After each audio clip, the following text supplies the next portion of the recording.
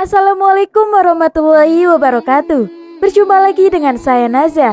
Kali ini saya akan membawakan sebuah kisah yang berjudul Kisah Fir'aun Menggauli Iblis. Semoga kita selalu di dalam lindungannya. Jangan lupa untuk klik like, komen, subscribe, dan bunyikan loncengnya agar kalian tak ketinggalan kisah menarik lainnya. Tanpa berlama-lama lagi, langsung saja kita ke kisahnya. Asiyah binti Muzaim adalah seorang wanita mulia yang namanya pernah diceritakan Rasulullah SAW. Asiyah adalah ibu angkat Nabi Musa sekaligus istri dari Raja Fir'aun. Asiyah lah yang menyelamatkan Musa kecil ketika dihanyutkan ibu kandungnya di sungai. Kisah ini bermula ketika Fir'aun ditinggal mati oleh istrinya dan ingin mencari istri yang baru. Pada suatu hari, Fir'aun memerintahkan kepada salah seorang menterinya yang bernama Haman untuk datang dan melamar seorang perempuan bernama Asiyah. Tetapi lamaran Fir'aun ditolak oleh Asiyah karena ia tahu bahwa Raja Mesir ini adalah orang yang buruk sifatnya. Mengetahui lamarannya ditolak, Fir'aun pun marah, lalu mengutus bala tentaranya untuk menangkap orang tua Asiyah. Mereka pun dipenjara dan disiksa. Fir'aun yang merasa bisa melakukan apa saja tak mampu mendapatkan hati dari Asiyah. Fir'aun pun memaksa Asiyah untuk menikah dengannya, padahal Asiyah sudah menolaknya dengan sangat tegas. Asiyah tak sudi dinikahi Fir'aun karena ia raja yang ingkar kepada Allah Subhanahu wa Ta'ala. Kemudian Fir'aun lalu mengancam untuk membunuh kedua orang tua Aisyah hingga membuatnya harus menikah dengan Fir'aun. Asiyah binti Muzaim adalah salah satu contoh yang bisa diteladani oleh orang-orang yang beriman, khususnya kaum wanita. Meski berstatus istri Raja Mesir yang kafir, namun Asiyah memisahkan diri dengan suaminya di dalam kekafiran itu. Dalam sebuah kisah, disebutkan ketika malam pertama saat Fir'aun ingin menggauli istrinya. Saat itu, datanglah sosok iblis perempuan yang menjelma sebagai wujud Asiyah. Setiap kali Fir'aun menggauli istrinya itu, bukanlah sosok Asiyah, karena kemuliaannya sudah dijaga oleh Allah, agar kesuciannya tidak disentuh oleh penguasa yang zalim. Asiyah secara diam-diam beriman kepada syariat Nabi Musa alaihissalam.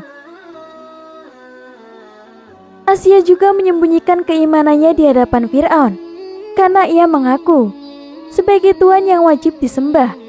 Asiyah menyembunyikan keimanannya, karena khawatir apabila suaminya tahu, maka nyawanya akan terancam, seperti Masyito tukang sisir putrinya Fir'aun. Masyito juga menyembunyikan keimanannya di hadapan Fir'aun, hingga pada akhirnya ia digoreng hidup-hidup bersama dengan semua anaknya. Asiyah tak tahan dengan perbuatan biadab suaminya yang tega menggoreng hidup-hidup Masyito dan semua anak-anaknya.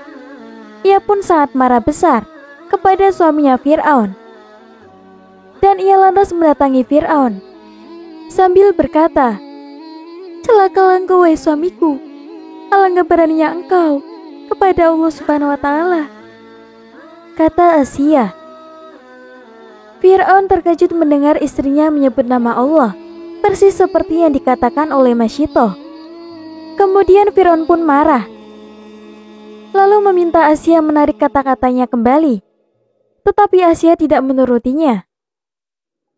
Akhirnya Fir'aun pun semakin marah mendengar perkataan Asiyah, hingga ia pun mengusirnya.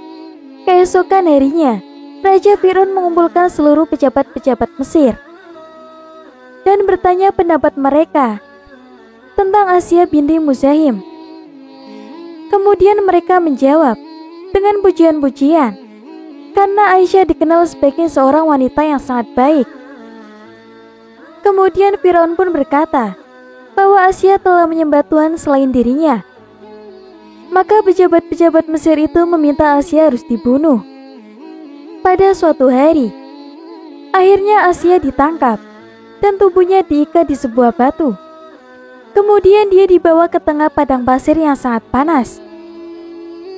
Asiyah ditinggalkan seorang diri dengan posisi dirinya terikat di bawah terik matahari padang pasir. Fir'aun berprasangka bahwa Asia pasti akan meminta tolong kepadanya dan mau kembali menuhankan dirinya itu. Selama Aisyah tinggal sendirian di tengah padang pasir, Nabi Musa datang kepadanya, lalu memegang tangan Asia. Nabi Musa alaihissalam kemudian membisikkan di telinga ibu angkatnya bahwa Allah Subhanahu wa Ta'ala tidak akan melimpahkan rasa sakit kepada ibu angkatnya itu. Fir'aun kembali mendatangi Asia bersama dengan pasukan kerajaan, lalu bertanya, siapa yang patut disembah? Apakah Allah Subhanahu wa Ta'ala atau dirinya sendiri? Namun, karena Allah Subhanahu wa Ta'ala sudah menanamkan keimanan di hatinya, Asia menjawab, tiada Tuhan selain Allah, Tuhan yang patut disembah. Fir'aun yang murka itu lalu menyiksa Asia dengan memukulinya secara membabi buta di dalam posisi terikat di bawah terik matahari. Sambil dipukuli, Asia dipaksa murtad, namun ia tetap menolak, sampai-sampai pakaiannya terlepas sebagian karena siksaan Fir'aun. Asia yang tidak merasakan rasa sakit, malah dirinya tersenyum dan tertawa ketika disiksa Fir'aun. Fir'aun yang sangat marah karena Asia tetap tidak mengikuti perintahnya, akhirnya memutuskan untuk membunuh Aisyah binti Muzahim. Asia yang mengetahui ajalnya sudah dekat, lalu mengangkat wajahnya ke langit dan berdoa kepada Allah Subhanahu wa Ta'ala.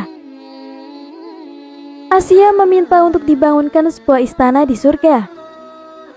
Kemudian Allah Subhanahu wa Ta'ala pun langsung mengabulkan doanya. Maka Allah Subhanahu wa Ta'ala menampakkan istana yang diminta Asia, hingga ia benar-benar bisa melihat istana tersebut.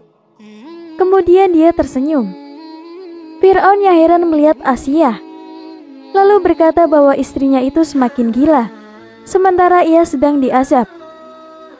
Asia binti Muzahim pun dibunuh oleh Fir'aun beberapa saat setelah ia melihat istana untuknya di surga.